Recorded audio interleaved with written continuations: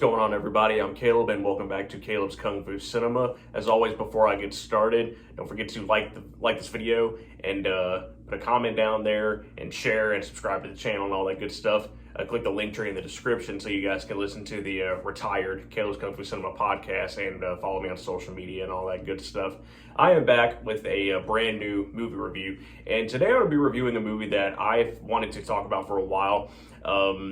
I never really had an opportunity to talk about it on the podcast back in the day because I just ended up putting other movies before that, but I figured now is a good time to talk about it since we got this new format of movie reviews over here on the channel. So today I'm going to be talking about a Jet Li movie. I don't think I've really had an opportunity to talk about it here, but I love Jet Li. I'm a huge fan of this guy. I know I did an unboxing of his new release of Bodyguard from Beijing, which I recently got. But yeah, I love Jet Li. I grew up watching his movies. The very first Jet Li film I ever saw was Kung Fu Cult Master. And as the years went on, just watched a ton of his other movies. And I'm here to talk about a special one today. And that is it's a movie that I watched a lot when I was a kid. Like, I watched it on repeat quite a bit. There were definitely moments in my life where I watched this movie pretty much every single day. And it is none other than Kiss of the Dragon. I have a bit of a love-hate relationship with this movie, and I'm gonna explain why as we get into it. But yeah, Kiss of the Dragon. It was released in 2001. Stars Jet Li, of course. It was directed by Chris Nahan. I hope I pronounced that correctly. If I'm wrong, sorry about that. Kiss of the Dragon. It was released after a couple of movies that Jet Li had done, namely Romeo Must Die and The One. In Romeo Must Die and The One, those two movies, as far as the action was concerned, the fight scenes had a lot of wire work and CGI and stuff like that, and it didn't look that great at certain points. And so Kiss of the Dragon was kind of a way for Jet Li to kind of remedy that, I suppose, is the way you could say it, because pretty much all the fight scenes in this are much more realistic and more practical. There isn't a lot of CGI. There isn't a lot of wire work. It's actually very, very minimal as far as that stuff is concerned. And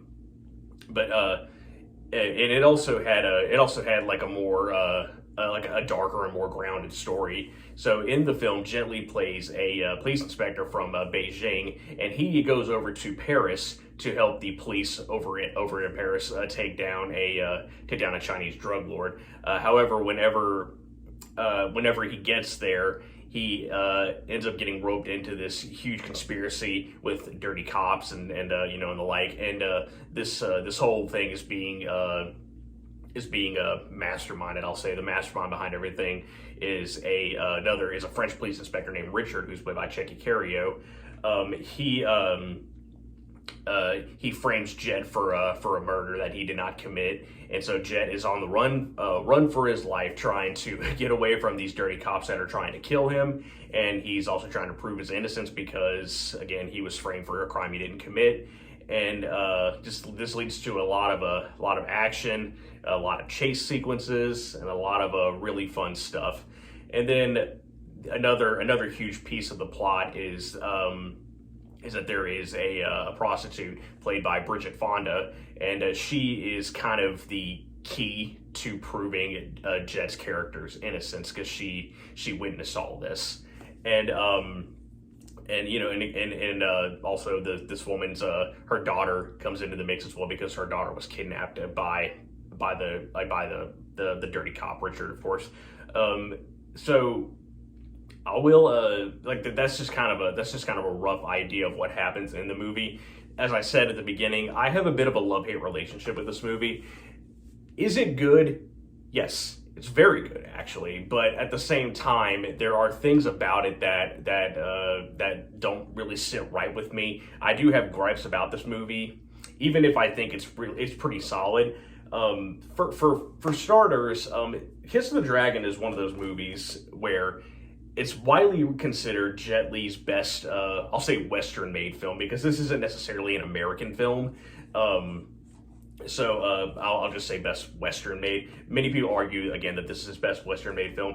I don't necessarily agree with that. While it is good, personally, I prefer Unleashed, which I have right here, obviously, with along with Fearless, on Blu-ray. That's my favorite Western-made Jet Li film, Unleashed. It's a really great movie. But as far as Kiss of the Dragon goes, I will say, like, for the positive things, Jet Li's performance is great. And then the action sequences are incredible, honestly. Like, I don't want to sound like I'm exaggerating, but I do believe that this is probably some of the best action that Jet Li has ever done. The fight scenes are very fast and hard hitting, and again, very realistic. It's not a lot of crazy.